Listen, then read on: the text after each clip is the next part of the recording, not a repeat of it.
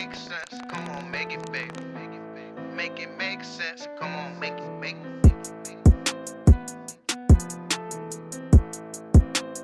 What's good, y'all? Let's Make Sense of It podcast. We are back for another week, and like we always say, the truth you don't want to hear, but you definitely need it. You definitely need it. I go by the Bull Vance, and I'm Ash, and we are back again. Like always, follow us on Instagram. Let's Make Sense of It _ Let's Make Sense of It _ Like and subscribe on YouTube. Just type in Let's Make Sense of It, Let's Make Sense of It podcast, all of that where it pop up. Make sure you subscribe, and all your listening platforms, Apple, Spotify, Google, etc. Just make sure you leave a review. Hit that 5-star at the bottom, please. Just definitely leave a review. The more reviews, the more we show up. So we definitely appreciate that.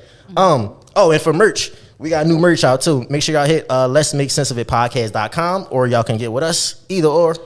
Got the new merch out, so make sure y'all get with us. So this week we have we're in the presence of two special people this week.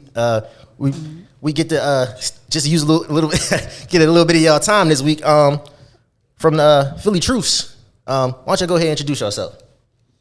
Go ahead, Zach. I'm Zach Frazier, president of Philly Trust. I said Philly Trust. Trust Factor organization. Actually, an affiliate of Philly Truce. Mm-hmm. My name is Mazzie Casher. I'm the co-creator of the Philly Truce app and the director of Philly Truce. Well, thank you. Thanks for having us. Oh, thanks. We got to make sure we give it up for y'all. So, Philly Truce. Let's start there. Let's start there. Explain exactly what Philly Truce is. Philly Truce is essentially an app. The Philly Truce app is available on the Play Store and the Apple Store, App Store.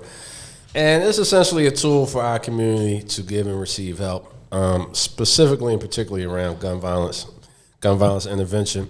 So how the app works, if you have knowledge of a situation that's potentially going to lead to gun violence, I mean, we usually know when they are, and you willing and, how can I say it? If you willing, right, to get some help and you want some help, either for yourself or for a loved one, our original focus was for people on the perimeter of these situations, but who know. And since it's turned into more of who's in the situations, but it's a funny type of response. But long story short, you can use the app to confidentially contact us, and we do our best to mediate the situation if you're willing to go through the mediation process. It's not emergency response by any means. If the guns are out, it's too late for Philly Truce. Right. But if someone loses a life in the aftermath, there's an opportunity for Philly Truce because we know much of the number run-up is because of retaliation. Right. And that's what we know that most young people are caught up in as well. So essentially, we encourage the community to stop playing. We understand the police is not an option for most of us, but that don't necessarily mean we gotta live in chaos and fear, et cetera, et cetera. So we do our best to intervene and mediate. If you're willing to give us a shot, and we trying to save a life and keep somebody out of prison. That's the long and the short of what Philly Truce is ultimately about. Right. So when did you start Philly Truce? Let's take it back a little bit. When did Philly Truce start? Philly Truce launched the app officially May 1st, 2021, coming up on our first birthday. My partner Steve Pickens and I, lifelong friend, we saw a need. We talked ourselves into it, and we jumped out the window with it. Not a whole lot of planning, but we've been fortunate and blessed to get some attention. A lot of media coverage, I think, primarily based on the novelty of it. We've been able to forge some important partnerships with PAN, which is Philadelphia Anti-Violence, Anti-Drug Network, who are also in the streets every day. Do real important work and have a lot of intelligence about what's going on in the streets. Not a police agency, but they are very intertwined with the city, and they've been around, close to 30 years. So we have a partnership with them, and over the course of this first year, we also developed a pretty good relationship with some people at the Department of Prisons. So we've been able to get some access to individuals for interviews and stuff like that on state roads. So, we've been making some decent inroads in the first year. Right. So what's the process like when it comes to starting an app like that? Because sometimes people hear app and they think it's a lot of technical and everything to it. So what was the process when it came to starting the app? Excuse me. For us, we're not tech people at all. It was a matter of we conceived of an idea, we hired a developer, and we talked them through our vision, and they produced it. And then, this interesting. That's when it gets. That's when you start to see how important clear communication is. Mm-hmm. Because if you just give an idea to somebody who's just technically or technologically reproducing what you're talking about, sometimes you see that, that ain't exactly what I meant. Right. You know what I'm saying? So just going back and forth through that process with the developers, we came up with our first version. Like I said, we launched it May 1st last year. And then through working with it and then seeing how our work really took place in real life, we had to go back and say, this, people don't really understand that, because then you got to think about, how do people think? Mm-hmm. How do people in Philly think? How do, you know what I'm saying? Right. And then you got to tweak. So we kind of on our second version right now. Many more versions and enhancements in the future plans, but we got a pretty good device in terms of a pretty good tool in terms of if you decide, look, I don't see no other way out of this except prison or the graveyard. Or if you're a loved one and you feel the same way, you can reach out to us. We can, with who we have at our immediate disposal and some of our network, put some action in play to intervene. Right. It really depends on the community stepping out there on faith. Yeah. And then once they step out, being willing to walk through the process, right? Because sometimes people are like, help me. Then when you start helping them, they be like, I didn't know what was going on. You know what I'm saying? Right. So I have to go through all that. Exactly. So that's if anything that's we need to get over to really grow and scale this is to get our people to understand we can take care of ourselves, right? We just need to learn to trust ourselves a little bit more. Right. And it kind of goes from there.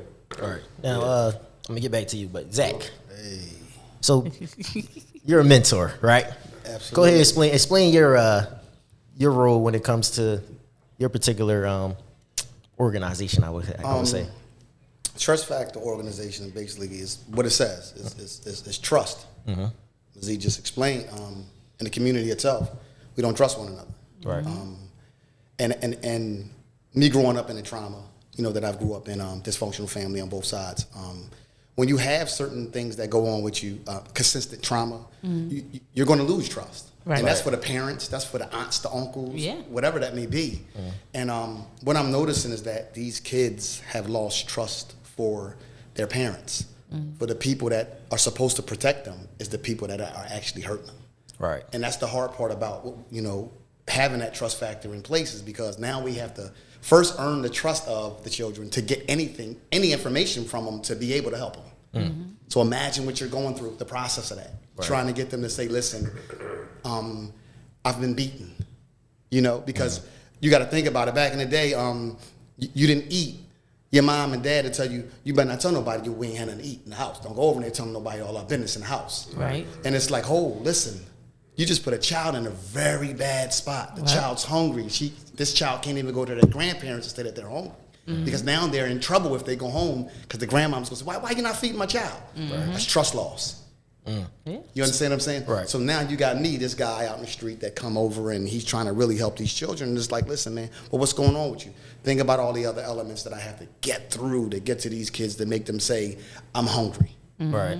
Now, once I get them to say that, it's a whole nother action that comes behind it. If a hungry child, when you're hungry, what they say, you have that like hunger pain and that anger that comes from that. You're hungry. Can you imagine what you'll do when you're hungry? Yeah. A lot. Yeah. So imagine. Not even just hungry.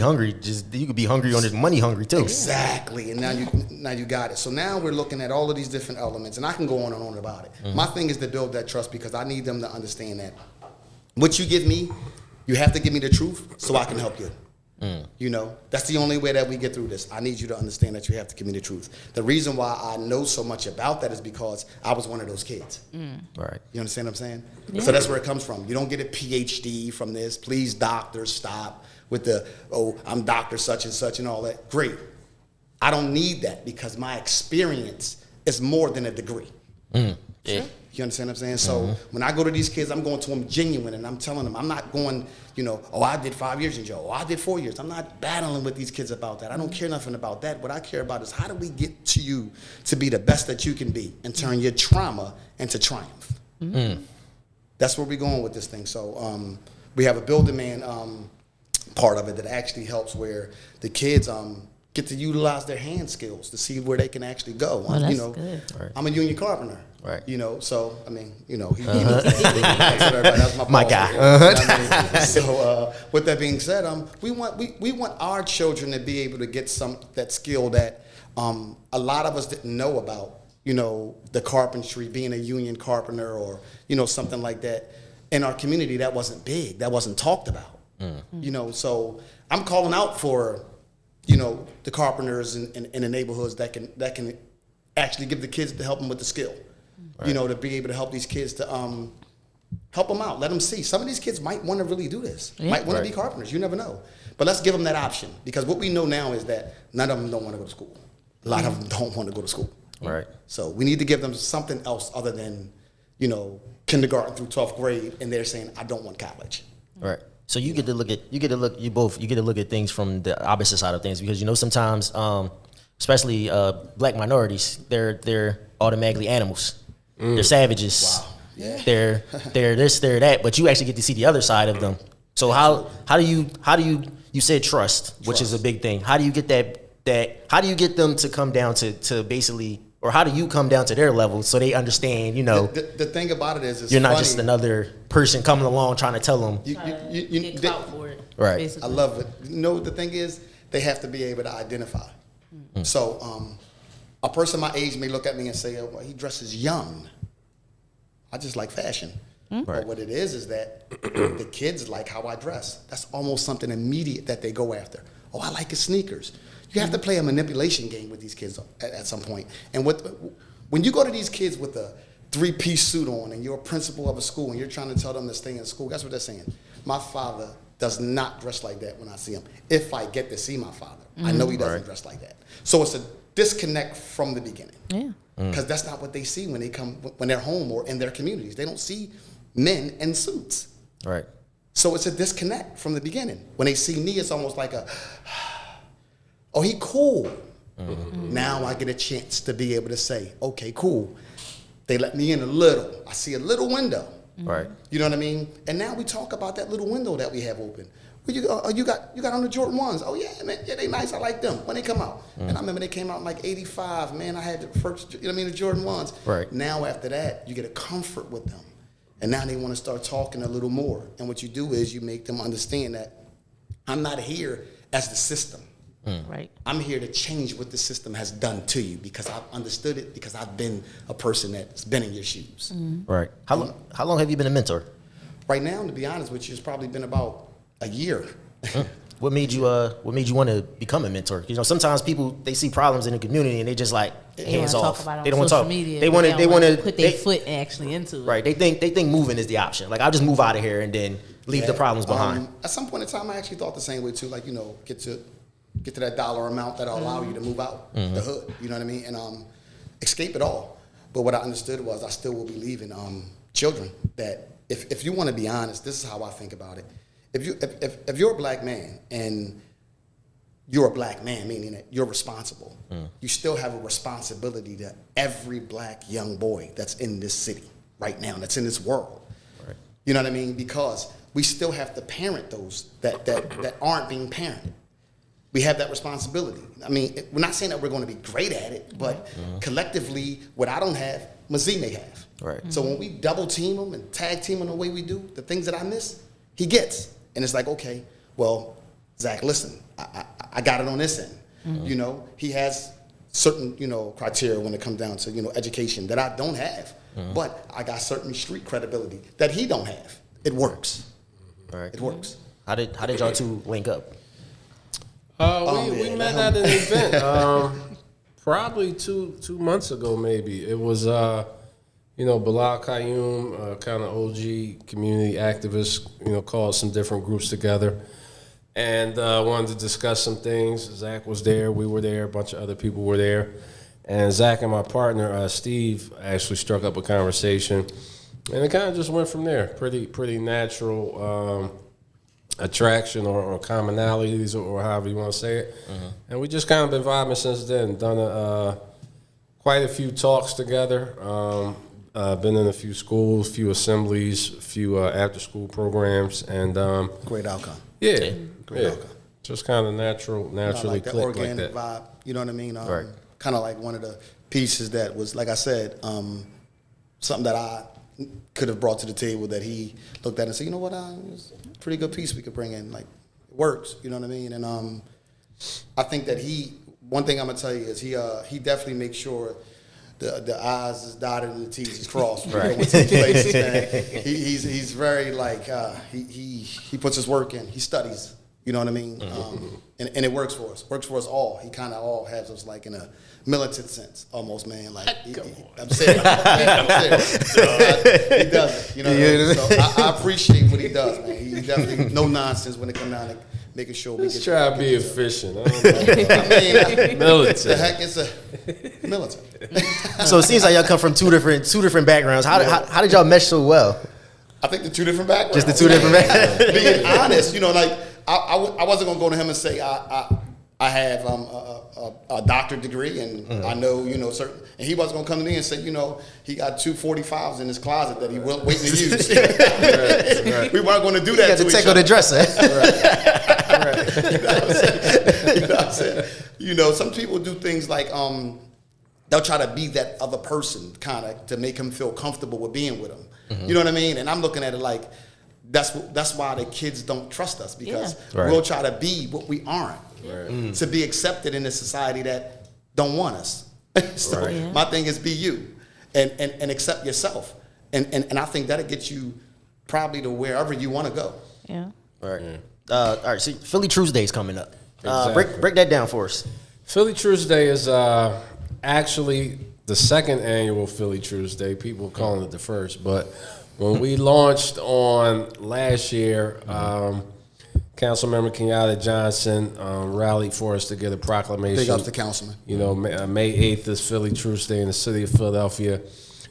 We picked that day. That last year was the day before Mother's Day. We figured, look, we could at least come together and try to say to these moms, we going to try to cut it out and try to spare you some grieving. And so basically how it's going to play out now, it's going to always kind of be the day before Mother's Day. It can't always be May 8th, but it's always going to fall on the day before Mother's Day. So what is it? This year it's a celebration of what we've been able to accomplish in this year. It's a day for us to kind of put a message out to the community, particularly to the young people, from the adults. We know we've been failing you. We're going to do better. And for us, from the Philly Truce perspective, our vision going forward, this is how we plan and intend to do better. And also to just have there some opportunities that everyone, child and adult alike, if they want to join this movement, could walk away with some kind of little to-do list, whether that means you get yourself a summer job or you go take a tour at Temple or CCP and see what that might be like for you. Maybe you get yourself a mental health screening. You know what I'm saying? Also, all these types of things will be on the peripheral for us to take part of. The rest of it is about family, fun. It's a crazy basketball tournament. We got Ralph Brooks Community League from 20th and Tasker versus Fernhill Hoops Uptown. That's going to be a monster attraction. We got Kensington Soccer Club. They do a lot of engagement with young people over there in the Kensington area. We got Timoteo Sports, flag football. And then we got some live music and some other, real interesting stuff we're going to put on the stage. Little excerpts of some theater, some rappers, of course, some singers, my man Blizzy Trill. And just like it's called the Culture Carnival, right? So just a nice well-rounded day of, what a healthy community should be able to offer on a day-to-day basis, but just kind of having a nice example of it so these kids can maybe have their horizons broadened and get their wheels turning a little bit. You know what I mean? Right. Yep. Nice. And you seem like you have a lot of you build a lot of relationships. So Yeah. how important how important is building those relationships so that you can do a Philly Truce Day like this, having people that want to support, and along those lines. Yeah, extremely important. I say for me too, a lot of these skills, producing events and all that go back for me many years. I spent a lot of time in the entertainment industry. So I'm able to pull on those skill sets, some of those contacts. And then, I think over the year, Philly Truce has really shown that we serious, that we do what we say we're going to do. And we've been fortunate to be able to be consistently in the media and have that platform that always magnifies and multiplies the reach. We might not be crushing it on social media yet, but if you think about who watches the news and who's on social media, of course there's some overlap, but people who gonna write them checks you might need written, they watch the news, you know what I'm saying? Right. And so we've been able to advance our agenda through the media significantly. But not only that, we go out in the streets. Just yesterday, we kind of reached a milestone. We started this thing last Thanksgiving called Peace Patrol, right? So we called for a truce along with some other organizations, Thanksgiving weekend. So the goal was to see, can we get a lower number of shootings and shooting incidents 2021 over 2020? That was successful. It was like a 2/3 reduction in violence, and particularly where we were able to patrol, which was like Carroll Park, West Philly, Mantua, kind of from like Lancaster Avenue all the way up to 63rd and maybe Lansdowne, something like that. So that felt good. It was like, sure there were other factors, but we could hang our hats on that victory, right? We came out here, we were in the streets, we let people know, look, we got to cut it out. We tried it again. Christmas week, Christmas Eve to New Year's Eve, numbers didn't really come out in our favor, but we said, look, we're going to commit for a while and see if we could build the momentum. So we laid out a 100-day schedule from January 14th to actually yesterday, April 30th, and we really took that break because Philly Truce Day was coming up. And while we successfully completed that, and while we did recruit quite a number of people, I do have to say that generally it's a little disheartening, the type of support you get, right? So what do? We go out, we be in the communities, we say, look, we out here in your community, right? Yeah. Won't you consider coming out with us and reclaim your neighborhood, right? So we talking about me and the regulars go to 6 different neighborhoods. You know what I mean? Most of them, we don't live in any of them, but we saying, look, we out here. And so we was able to get interest, and now we need to figure out how to get that interest into action. So if I had 80 people say, yeah, I want to do it, then when I shoot the text out, all right, it's confirmed we're going to be out here, and I see 4 people, 5 people, 3 people, then that just tells me we got a little bit more work to do in terms of getting people from that's a good idea, that's what's up, to that's what I need to be doing. Or even if I say like that sound like a good idea and I sign up, we got to get over that hump of why I don't get off the couch when that text come through. So it's been a good year. We learned a lot, we tweaking a lot, and we very optimistic despite the numbers and all of that. We know this. None of this got like this overnight. You know what I mean? Right. And do you think that people have like a fear? Like that's the reason why they'll say like, oh, it's a good idea. I'll get the text message, but I honestly don't feel like I need to go out there because I don't know what's the repercussions of what I'm doing. I would say for some people it's fear, but if I think about myself, a 46-year-old man who grew up in Philadelphia, who know how to carry himself, what am I scared of? I mean, yeah, strays happen, Yeah, mistakes happen. Right. We know that, No but doubt. generally, what am I scared of? I think it's a big disconnect too. People don't believe that if it's not affecting them personally, it's not a problem. Yeah. So if I'm sitting in the house and you telling me that gun violence is going up to this number, but it hasn't affected me personally, like what is my call to action to really change it? That's true, but I'm talking about people who said we interested, and here go my number. Yeah, they texted back So- like I'm on. So that's a little bit Like I got work different. in the morning. I'm sorry, I'm not listening. So, but I think it's also getting us in the habit of, taking care of ourselves. You know what I mean?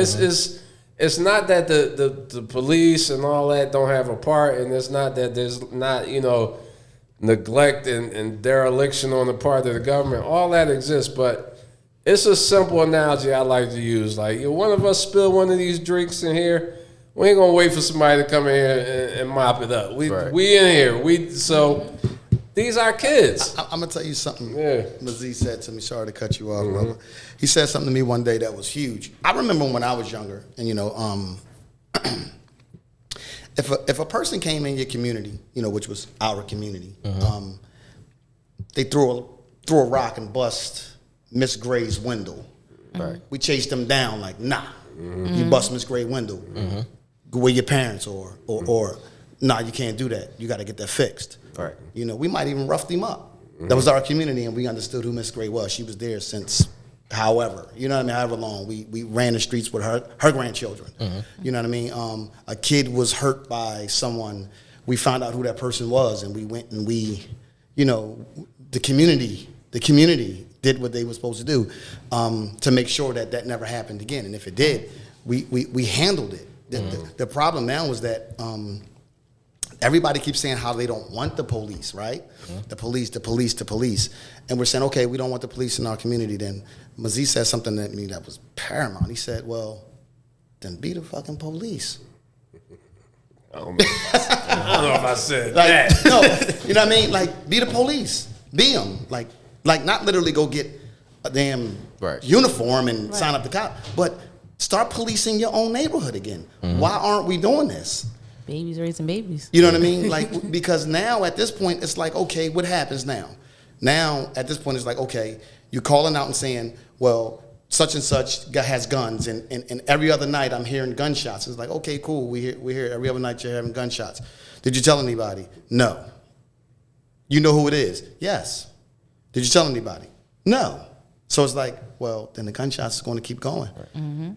The sad and hard part about what he's talking about and what needs to get done is sometimes someone is going to be the sacrifice person. It happens like that, bro. And it is. Like, Martin Luther King was the person that was sacrificed. You know what I mean? Let's be honest. Right. It happens. Not saying that I want to get hit with a stray bullet. I don't want that. But I don't even think going out there, I would be thinking about that. I would be thinking about, let's actually just do something to change what's going on, because everybody's, like you said, oh no, it's not, nobody believes it or nobody cares because it hasn't happened to someone that closely connected. So you're waiting for someone close to you to get it, for you to say, oh, now I'm gonna come outside. I gotta dispute that. Listen, man.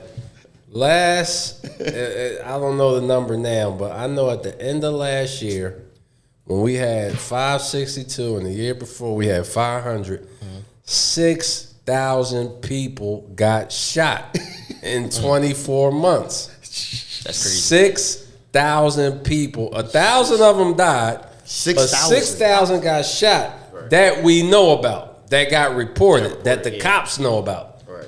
Now, if one person who cared about every one of them 6,000 people did something or did this peace patrol, we had more people out on the streets than there is cops. There you go. Yeah. So it ain't all about, it ain't hit home. it's hitting home for many people. Absolutely. You're absolutely right. So it's that is something to dispute. Absolutely. It's everybody knows. It's about. Let me ask you. Go ahead. No, let me ask you a question. So, what's your thoughts on the no snitch culture then? Because that's a Snitch. Tell them what we do when we go into school, bro. Let's first of all let's get. I understand, right? We talking about. We went to a place where the kids were. What were they? 12, 13. No, I'm talking about when we went to the other place spot we went to on Broad Street. Oh, no, they was 16, 17, right? Yeah. These kids, all of them got caught with guns. Whether it was using an instrument of a crime or they just had an illegal weapon. Right. No one over 18. Shit. Right? Ankle monitors on their legs and all that, right? 2000. And I'm talking about even young girls were there that got caught with weapons. So my thing is this, right? Only entity that talks about snitching is gangsters and street thugs, right? Why are our children in school worrying about snitching when they're students? They're not gangsters. They're not in the street. This is things that are taught to them. So listen to me. Something's wrong. Students aren't snitching. They're telling. And the thing about asking for help. Or they're asking for the proper help. Right. You turning them into saying, oh, that's snitching. Snitching. Your friend, he's your friend, right? You talk to him, you're on radio or whatever you do every day, all day, you're playing, you're joking, you're laughing. You seen him get hurt. But someone told you that would be snitching? No, you're supposed to tell the proper authorities to save your friend. That's what this is about. But then some of these kids, they come from certain neighborhoods where it's like you do that, and they course. know it could Absolutely. be repercussions for stuff like that. And I get it. That's why they could use the app and do that Because Confidential. you don't know exactly what your friend is into. Like you might hang with your friend, y'all might do what y'all do together, but when you're not in your sight. Right. Like, And then you might got friends who, like, I got a homie I just went and seen in the feds with a 40-year sentence, right? So he had us as homies, and then he had his homies from the block. Exactly. Now, the homies from the block, he ultimately went that way. The bottom line, I think the point is what we're making is, the snitch culture is one of the key stones we got to overturn, and we got to get us off of that, right? Because another problem with the police is in our relationship with the police is we don't subordinate them enough. They work for us. They work for us. True. If you call them and say, yo, and that might take some time and but you got to take the position that you work for us. Absolutely. Right? Absolutely. And as a culture, as a community, we can get there if we all get on that page. That I learned that if I don't put the cops in their place, whatever that might mean, if I don't use them as I see fit, right, then they gonna always be this occupying force. I mean, they're gonna be that anyway, but we gotta think differently about our relationship to many of these institutions, because on the one hand, it's like we waiting for them, right? Well, some of them is like we don't want no more. The grandmoms and the aunties is waiting for them where they at, and the young people or who deal with them on a day-to-day basis is like, I don't want nothing to do with them.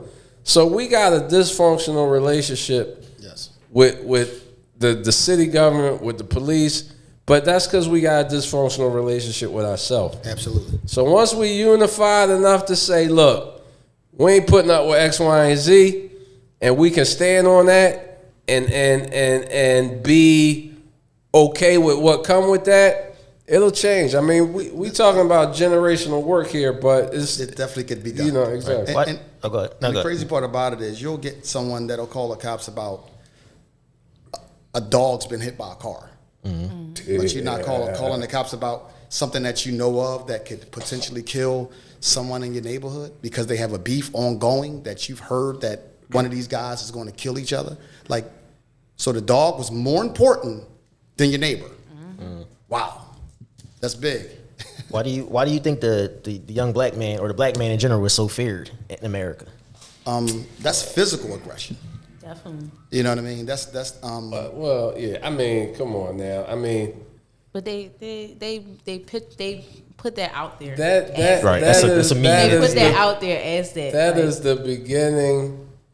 That is the beginning and the root of all American history. Yeah. True. Indeed. Yeah. So why does it? From Because slavery on that's in the soil and in the ingredients that make this country up, right?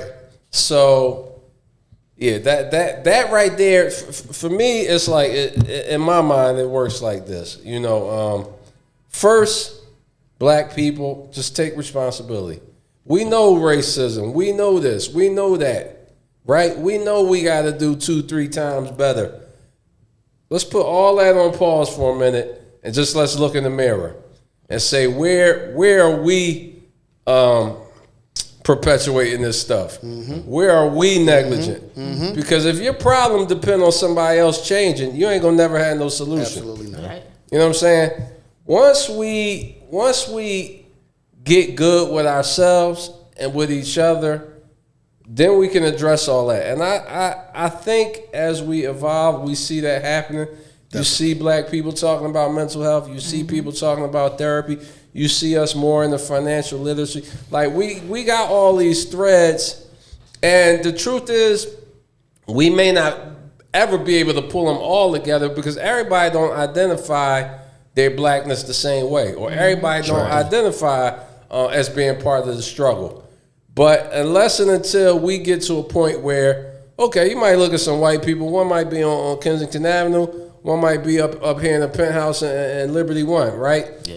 They ain't tripping about. No. You know what I'm saying? They don't feel no shame for that white person on Kensington Avenue. It's just, see, like what you just said, all that dynamic of how we identify, or like you be somewhere and you be embarrassed because the nigga be acting crazy. You be like, oh, me making us all look bad. And it's not like why we got that. Why do we think that? Because the white guy sitting next to you, 2 tables. If another white guy gets up on a table, he either gonna be cheering him on or he gonna ignore him. Absolutely. But he don't feel no shame about it. The thing is that I feel like I do this thing in my program. For all the kids that come in, I make them say, you know, their name. I say, I am Zach Frazier. You know, and that singles out, like, listen, I'm not talking about we. I'm not talking about us. I'm talking about me. Yeah. Right. I am Zachary Frazier. That's who I am.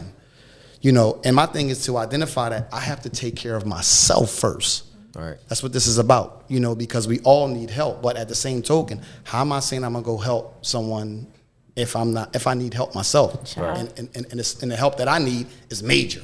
Right. You know, so my thing is I don't go to these schools and I'm not 100%. I always go to the schools 100% because I feel like at the end of the day, I don't want to go there hungry. I don't want to go there angry. I don't want to go there, you know what I mean? Because then I'm cheating the children. Right. And my thing is to make the children not be the guy on Kensington. That's what I'm supposed to be going in there doing. We're supposed to be building men. And we're not pointing the finger trying to blame who this, who that, who didn't do this, who didn't do that. We collectively all have a responsibility to our children. Right. The craziest thing is I see, like you said, some of these successful black men and they have families. And it's like, okay, they got 2-3 children, right? And they did great in life. You know, they went to work, they, you know, beautiful home, wife, kids. And in their mind, they like, I'm just worried about my family. And it's like, so you actually have the means to help another kid and you just concerned with, I mean, like, what's the riches? Like, so you want to ride past the 14-year-old so he could say, that's my car. Instead of saying, I can teach you how to get this car. You know what I mean? Like, you want this car? Any person in your life, let me tell you something, that you around or care about that's doing great in life. Let's just say you got a cousin that's doing excellent in life. And you guys are close. I'm talking about close, like talk every day, go out, chill with each other. And he's doing a little better than you. And he's not trying to show you how to become his neighbor. He's not your friend. Listen. Because if you admire his home, he should be telling you how to get one. Spreading that knowledge. Yeah, well, I mean, in our culture, in any other culture you see, they don't sell it how we sell it. So how you're a mentor and how y'all have your own organization to help the youth, a lot of times there's not a lot of black people in our community that want to do that. It's either I'm going to sell it to you or you got to find your own way to do it. That when it comes to financial literacy, you see everybody. I know y'all not on social media that much, but I know y'all can. I know y'all know about it. But it's a lot of people that sell. They sell you on 46, like, man. I mean, you older than me. It's okay. they sell you on credit repair. But you gotta pay $200 for a session. You gotta pay $30 just for a consultation. That's 30 minutes just to go over what you need fixed. But instead of just saying, "Hey, this is where I found this at. Maybe let me help you," I have to sell it to you for you to become successful. Now I'm going even more in. Like I'm calling you to say I'm in debt, but you're putting me more in debt because I gotta pay for it to get out of debt. Guess what that black man just learned? You're a consumer. See? And guess what he said? I don't want to be a consumer anymore, so I'm going to be a seller. You know what I mean? And what happens is their mentality changes because they understand that I cannot give away this information because it's something to be bought that can actually get me higher in life. Right. So why would I give her free information to probably get past me? Yep. I don't want her to do that. You know what I mean? I don't want her to do that. Now, me, I look at it like, hey, man, listen, if I ever got rich, you know what I mean? Say hypothetically I didn't have, you know, my family was just doing awful. Like, I looked at it sometimes like, I know the money that would make, that would get me rich. I would have to actually educate my family because helping them could kill them. Right. You know what I mean? Giving them the money because, you know, they help them doing so much financially would probably hurt them more than anything. So we have to educate our people on, you know, like they're saying, the finance and things of that nature. Selling it to each other, to me, is horrible. At the same token, it should be forbidden in our situation, being the minority. Yeah. Right. You know, because at the end of the day, we should always want each other to have. If I should, what you have, you should want me to have. Right. Right. You know, and that has something to do with just being the minority.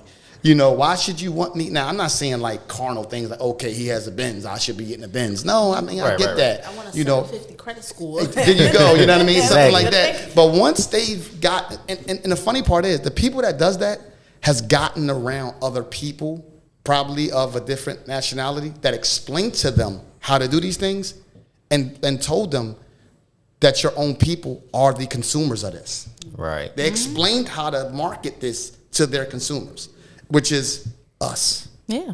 Yeah. So now. If you go into a bank right now, you can get it for free. You can talk to a financial advisor, any bank, for free. You don't need to actually go to somebody that's selling it for $300. But Make an appointment. Some people don't know that. Just like when people charge you for your LLC and all of that, they try to charge you up when you Like- realize you can do it yourself. Like, Yeah. Literally. what is It's the really not your that serious. EIN number is free. Yep. EIE number is free, but people charge you for You it. can look it up on your phone It's right free. now. That's People don't know that part That's though. what people. Some people consider that the beauty of America. I mean, 'cause that's, you know, it's like if I never forget, man. One time, and I'm sorry, I do have to excuse myself. I got somewhere I gotta be. No problem. Absolutely. But I never forget. I was in this class learning about trading stocks and options and all of that. And you know what the boy said? He said something about, you know, so it's certain ways you can move in the market where you sell first, then you buy it, right? You can reverse the buy and the sell, right? So he's like, and he running his spiel, and he like, how is it that we can do that? I know you're thinking, how is it that we could do that? And you know what he said? They didn't say we couldn't. That's a great And that's answer. America. That's a great answer. That's America. That's it. Before They you didn't say we couldn't. before you dip out, because I know you Yes. said you gotta leave. Give them the information like for Philly Truce Day if they need to Okay. donate money or anything along those lines. Yes, please. We Absolutely. need that. If you go to phillytruceday.com, you can see everything that's going to go down that day. You can volunteer. We still need volunteers. If you vend, you got a table, even a food truck, there's still space for that. You can sign up for that. What else? If you want to make a donation, there's a donate button. If you just want to see what's coming on, what's going on, and see what might be good to bring your family out and be a part of, check out phillytruce.com. We on Instagram at phillytruce.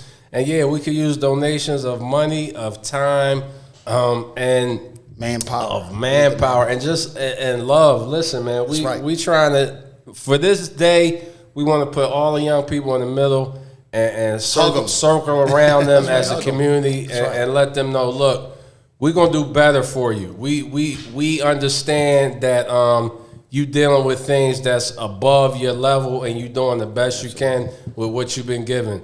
So we as the adults, we going to pledge to you young people to do better. Absolutely. So Philly Truce Day is Saturday, May 7th. It's the day before Mother's Day. We got 2 phases. We doing a youth empowerment parade at 10 a.m. from Sankofa Freedom Academy. That's at Kensington and Cumberland. And then we're going to walk up to Front and Erie. It's about a 1.5 mile parade. We're going to walk straight up Front Street through some of the craziest neighborhoods in North Philly and West Kensington. We're going to show them love. And we're going to walk right to Front and Erie, which is right across from St. Chris Hospital. We'll be there all day, man. Just come out and feel some love and spread some love and see what Philly Truce is all about. Thanks. We definitely appreciate you for coming through. Thank It's you, busy. You got a lot going on. We're going to kick it with Zach for a couple more minutes over Man, here. I don't mind, man. We're going to I kick don't it. mind. So Zach, let me ask you a question. So PTSD when it comes to appreciate you. PTSD when it comes to the black community. That's something that's not really talked about. And it's funny because not funny, but you know what I mean. It's major because it's the trauma. That's what causes it. Right. You know what I mean? And we don't talk about it because we look at it as something like, okay, PTSD is military. You went to the army or something and you were at war, and it's the things that we're going through in everyday life that's consistent. The trauma that's consistent. That's where the PTSD comes from. And to be honest with you, I've been diagnosed with it. You know what I mean? Whereas though it was like because of my things like, mother being, how she was, and father being very aggressive, at times. And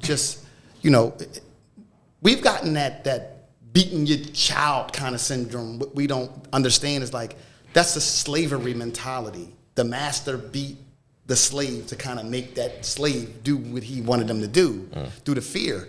And that's where that kind of like that PTSD, like when you keep consistently beating your kid. Right. And it's like, okay, you're trying to make him do something that, in actuality, he doesn't want to do. That doesn't make the child defiant. That just makes the child feel like, okay, that's not what I want to do. That's where we're actually losing our children because the parents aren't understanding that our children don't want to be you. Right. You want to beat that into your child to be you. No, mom, I don't want to be a nurse. No, dad, I don't want to be in construction.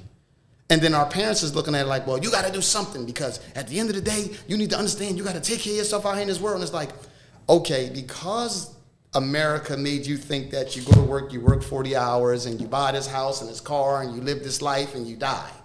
These kids don't want that. Yeah. Right. They actually want a voice of their own and not to be, like put in a situation where it's like, it's either my way or no way. Right. Right. And the parents will say, that's being disrespectful. No, that's just being who they are. These kids want to be themselves. And that's where we're losing it. So a kid will say, all right, well, mom, I want to be a rapper. And dad, like, a rapper, like, I ain't gonna make no money out of that. exactly. And go to school. Finish your education. I ain't seen you do nothing in school. Instead of saying, listen, you know what, son? Put 100% in this school thing, man. I'm talking, I want to see you studying. I want to see you really putting some work into this thing. You do that for me, I'm gonna put some money up for studio time. If you If you really want to do this thing, but I need you to hit these books. And then guess what? I want to hear your rap. Your son wants you to hear his rap because he think he's great at it. You don't know. You never heard him. Right. You know what I'm saying? So that's where we're losing the kids. That's where the kid now goes outside and guess what? He gets with his other 16-year-old homie who's going through the same thing in his household. So now they feel like they're disconnected from their homes because the parents don't understand them and they want them to be them. Right. Everything they do is wrong. Everything they say is wrong. Everything's wrong. And now it's like, okay, well, my homie, he going through the same thing. That's what 2 16-year-olds are going to do. Something stupid. Right. You know what I mean? And next thing you know, they're in trouble because they can't talk to their mom and dad because their mom and dad don't understand what they're going through. Right. Or the mom and dad is just working every day, 80 hours a week to take care of the kids, and they're not understanding they done made the job more important than the child. Right. Or they got the situation where they want the child to have all the nicer things in life because they want to be, they sending the child out because what they're doing is they're almost pimping their child. Like they putting their child out there to be like, look what my child wear. My child always had these, this and that. Because I wear this, they wear that. And it's like, that's fine. But your child is in the 9th grade and he's on a 6th grade reading level. Right.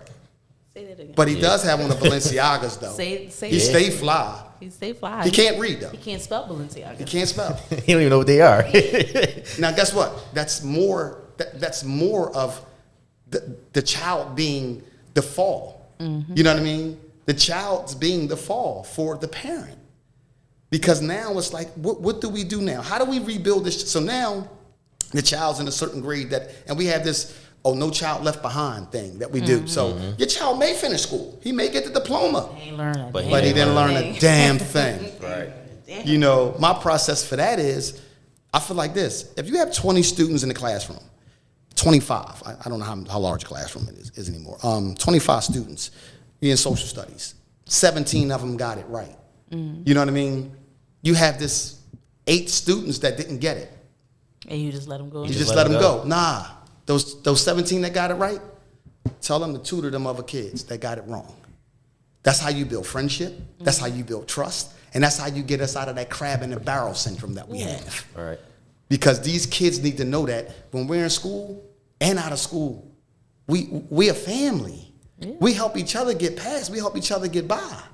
You know, we all bust on each other. Nah, this thing, man. I got bust on, man. I wasn't the coolest cat in school all the time. You know what I mean? I hated school. I used to look out the window like, yo, man, why we ain't outside? You know what I mean? I would rather be there. You know, the PTS thing is big because it gets overlooked. Because for the kids now, it literally starts at home. The PTSD starts at home with parenting. All right. And the parents don't see it because they've been bruised and hurt and put through trauma. They passing down that trauma So pretty much. instead of like giving their kids, basically it's teaching your kid what somebody didn't teach you. That's what you should be doing. But you're just giving them things that you didn't have that aren't worth anything because they're going to grow out of it. Like, aren't worth anything. There's no reason that your 2-year-old should have a Gucci shirt. They can't say Gucci yet. They can't say Gucci. But you're putting it on because you're advertising your kid to another parent. There you go. We're doing better than y'all. That's it. That's all you're doing. Because he has on the Gucci shirt. But you don't want to pinpoint like what's your child's problem, why they always having fits, what really is going on that you missing because you're not paying attention. The problem is the parents don't want to say nothing or see nothing because it's not all of these kids' fault. Most of it is the parents' fault. Oh, but they don't want to take the blame for that. Of course. Most of this is definitely the parents' fault. You know what I mean? And that's the problem that we're having, that the parents don't want to be honest. I mean, how many people have heard the parent coming up there and cursing the principal out, the MTA, everybody, right? Instead of saying, yeah, that is my son. He did that. Right. Like, You know what I mean? Like, you know your child. Parents know they know their child. Right. You know what I mean? But you're embarrassed. So you want to feel like, I didn't teach my son that. You did. You told him that. What's the ultimate goal, ultimate mission that you want to get across? The ultimate mission for me is, man, I want these kids to understand that you may not be getting what you need at home at times. I want my children that I bring up now, that I get these guys that's been in some of the worst situations, I want them to be able to go home. Because you got to remember, once they get home, I might get them for an hour or two. But once they get back home, they're back in that element. I want them to be able to pinpoint the things and say, Mom, nah, that's not right. Right. You know what I mean? And I do trust Mr. Zach because he's been consistent with me and helping me to become better. Right. Mom, if I have to leave because you don't want to do things the proper way for me as your child, I feel like at the end of the day, I feel like I'm willing to put myself in a position to help this child to go further by being there as much as I can. Because at this point of time, the problem is that we're not understanding our children. The parenting is selfish. It's about the parents and not the child. It's about the parents.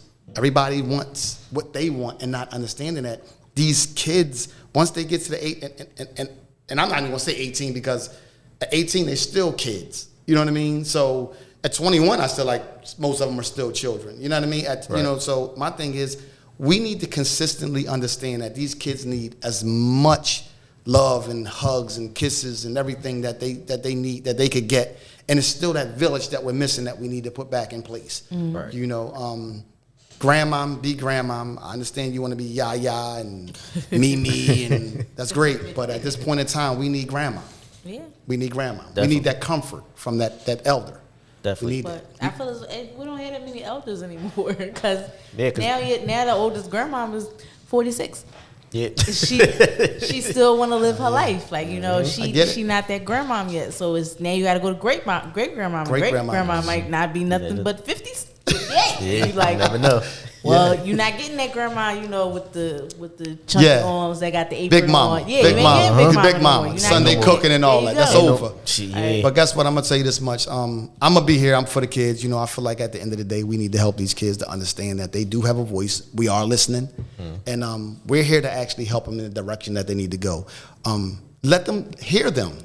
I go to all these places and I hear about the anti-gun violence places that we go to, and we listen to these people and they be like, hey, where's the kids that's doing the gun shooting, or where's the kids that need to be spoken to about the gun violence? Because I'm not shooting anybody, Right. and neither Right. are none of you. So we need to actually get some of the kids. But the problem is that these people can't go into these areas and go get these kids because they don't have the credibility. Right. But they do have a PhD. Right. It's only gonna get you Right. so far. Give them the. You got a website like for your Actually, you know what's crazy? or contact information, anything? I do. For mine's, and I'm telling you, I just got this webpage up, so please, I'm sorry. Bear with me, Mine's be is nice. trustfactororg.com. Trust Factor. What was it? Org.com. .com. You got an org.com? I got this and that. It's organization. It's actually organization. It's Trust Factor Organization. Oh, all right. I was like, wait, that's different. No, Trust Factor Org. I just ain't want to put organization. I got you. You know what I All mean? right. Trustfactororg.com. It's organization. Listen, man, we could talk all night, man. But listen, Absolutely. we're going to get you back here, man. Absolutely. Yeah. We definitely appreciate you, man. We, you know what I'm saying? We you drop some gems on him. That's my job. Drop some gems on my guy over there, That's man. my Like, job. we definitely appreciate you for coming through. And like we always doubt. say, man, common sense ain't always so common. So put a little bit more smarts in the world. Like I said, like we said, appreciate you for coming through. Thank you. As always, and on that note, it's the boy Vance. And I am. Holla at y'all. Make it, baby.